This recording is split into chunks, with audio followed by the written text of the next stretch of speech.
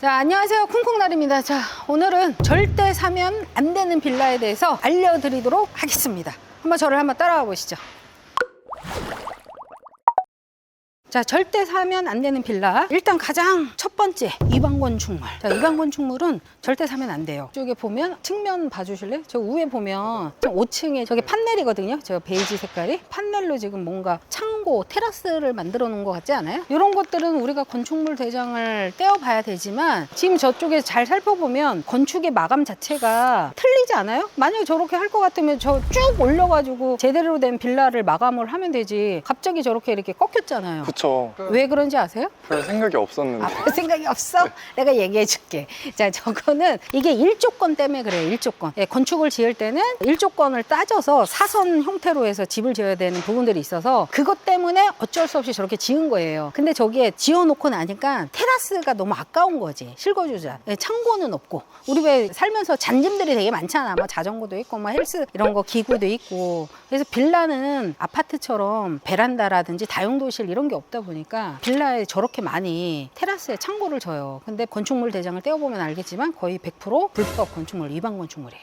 일단은 기본적으로 저 주소에 저 호실을 가지고 정보24나 아니면 주민센터 가서 떼어보면 돼요. 주소를 가지고. 지나다니면 주소 다 나오잖아요. 거기에 몇 동, 몇 호 이렇게만 떼어보면 건축물 대장에 나와 있어. 저런 건 왜 사면 안 돼요? 위반 건축물이라는 거는 뭐야? 지금 국가에서 딱지를 딱 경고장을 여기다가 준 거예요. 그럼 위반 건축물에 뭐야? 은행에서 대출을 해주려고 해도 안 해주겠죠. 국가에서 지금 경고장을 붙인 상황인데 전세를 들어오려고 해도 요즘은 사람들이 다 전세자금 대출 받아서 들어오잖아요. 전세자금 대출을 받아 들어오는데 지금 경고장에 붙어있는 거를 은행에서 해주겠습니까? 위반 건축물이라고 되어 있는데 그래서 안 해주죠.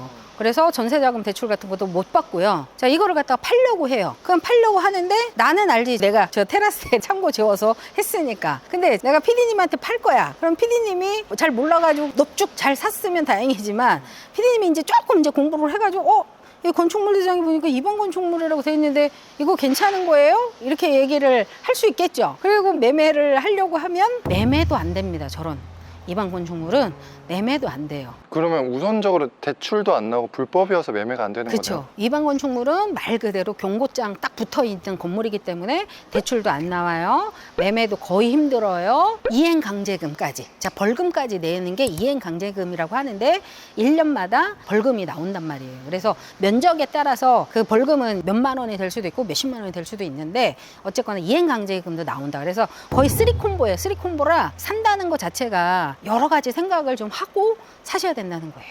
일단 제일 우선순위 위반 건축물은 절대 안 된다. 자, 두 번째.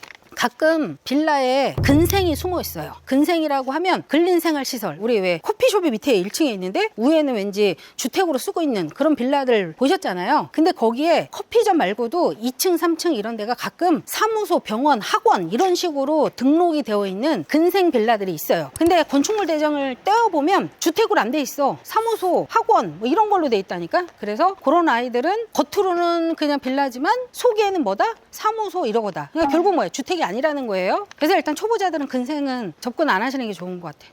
자, 세 번째는 신축 분양. 여러분들 왜 지나가다가 전봇대에 보면 뭐 신축 빌라 방 3개, 화장실 2개, 금매 가장 싸게 팝니다. 뭐 이렇게 해서 분양 막 써 있잖아요. 이 빌라의 분양에는 굉장히 높은 분양가가 숨어져 있어요. 그래서 약간 거품이라고 해야 되나? 거품이 되게 많이 있기 때문에 보통 이 빌라가 짓고 나서 한 2, 3년 정도 되면 거품이 빠지기 시작하거든요. 그래서 그때 사시는 게 가장 좋지 신축을 절대 사면 안 된다. 인테리어나 이런 것들에 혹해가지고 그래서 신축 분양은 거품이 많기 때문에 사지 마셔라. 그 다음에 우리가 만약에 탑층을 사야 할 일이 있다. 만약 5층, 6층 이런 데는 뭐냐면 누수가 있는지 없는지를 잘 보셔야 돼요. 누수가 만약에 있다. 내가 살려고 하는 데가 5층 탑층인데 그러면 옥상에 올라가셔가지고 에폭시라든지 이게 누수 방수 공사가 잘 되어 있는지라는 거를 보시고 이렇게 하셔야 돼요. 그래서 누수가 있다고 하면 골치 아프겠죠. 그래서 그것도 이제 참고하셔야 되고 그다음에 무엇보다도 반지하. 제가 반지하로 먹고 산 사람이지만 반지하는 약간 비추예요. 바로 저 눈에 앞에 딱 보이네. 저런 데 있잖아요. 저런 데. 이런 데, 여기도 있네. 여기도 반지야. 이 봐봐요. 여기가 하나, 둘, 셋, 넷, 다, 일곱, 여덟. 지금 계단을 8개 내려왔거든요. 이거는 굉장히 깊게 반지하라는 거야. 깊이가. 그러니까는 되게 습이 많을 수 있어. 보통 반지하라고 해도 이렇게 계단이 한 3개 정도만 내려와도 이 반지하가 위로 올라와서 햇빛이 들어오거나 환기가 잘 되는데 지금 8개나 지금 내려왔다는 건 지금 굉장히 땅 밑에다가 지금 빌라를 지었다는 얘기거든? 그러면 뭐야? 사는 사람이 되게 축축해요. 살면서. 이 창문이 겨우 나왔고 여기가 지금 시멘트이거든요? 비가 오면 지하로 스며들 확률이 되게 높아. 근데 여기가 지금 원래 보면 왜 녹색이나 회색으로 에폭시 해가지고 코팅 작업을 해놔야 돼요. 누수 작업, 코팅 작업을 해놓으면 비가 와도 이렇게 쫄쫄쫄 흘러서 다른 데로 가야 되는데 요건 지금 시멘트만 이렇게 돼 있어. 이러면은 비가 오면 비를 얘가 먹어. 시멘트가. 그래서 이 밑에 집으로 흘러 들어가게끔 되어 있어요. 지금 전혀 관리가 안 돼 있잖아. 그러니까 이런 집도 피해야 되지. 전혀 관리가 안 돼 있고. 그다음에 지금 창문도 보면 창문이 요만큼이야. 아까 제가 그랬죠. 계단 8개 내려가면 이게 분명히 땅을 파고 집을 지었을 거라고. 창문이 요만큼 나와 있어. 그래서 이런 것도 굉장히 주의를 하셔야 돼요. 굉장히 집 자체가 아마 뭐 봄이든 여름이든 가을이든 아마 축축할 거야. 아 그래 반지하도 이런 거는 괜찮아. 이게 지금 창이 이것도 반지하거든요. 창이 지금 위로 아까 그거보다 훨씬 많이 올라와 있잖아. 그래서 요건 좀 그래도 좀 덜 축축하고 한계가 좀 된다는 얘기야. 근데 아까 그건 거의 창문이 거의 여기 뭐 밑에까지 내려와 있었잖아.